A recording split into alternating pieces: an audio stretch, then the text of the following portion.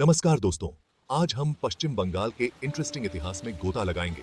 तैयार हो जाइए, क्योंकि ये समय के गलियारों का एक ज्ञानवर्धक सफर होगा। पश्चिम बंगाल भारत के पूर्वी हिस्से में स्थित है, जिसकी सीमाएं बांग्लादेश, भूटान और नेपाल से लगती हैं।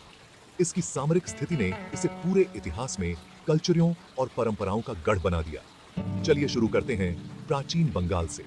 इस क्षेत्र में पाषाण युग के ह्यूमन निवास के प्रमाण मिले हैं। सबसे पहले जाट किंगडमों में से एक था वंग राज्य, जिसका उल्लेख महाभारत में मिलता है। मौर्य और गुप्त साम किंगडमों ने भी अपनी इम्प्रिंट छोड़ी, कला और विज्ञान में रुचि और उन्नति लाई। अब बात करते हैं मध्यकाल की। बंगाल में पाल और सेन राजवंशों का उदय हुआ। पाल बौद्ध धर्म के महान संरक्षक थे और उनके शासन को अक्सर बंगाल का स्वर्ण युग माना जाता है। प्राचीन शिक्षा केंद्र नालंदा उनके रूल काल में फला फ्लरिश्ड। बाद में हिंदू धर्म को मानने वाले सेन वंश ने सत्ता संभाली और इस क्षेत्र की संस्कृति और स्थापत्य पर एक अमिट इम्प्रिंट छोड़ी। अब बात करते हैं मुगल काल की।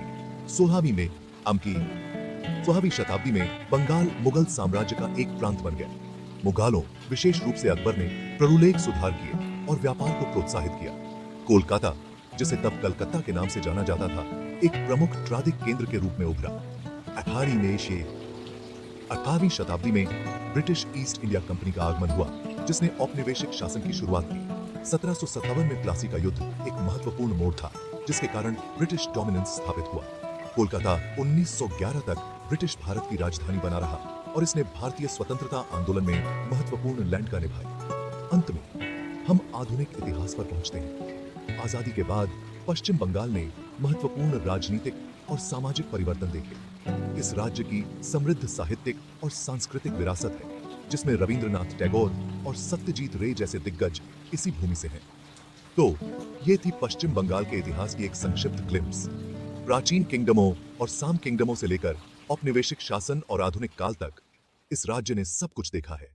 मुझे उम्मीद है कि आपको इतिहास की इस संक्षिप्त यात्रा का आनंद आया होगा।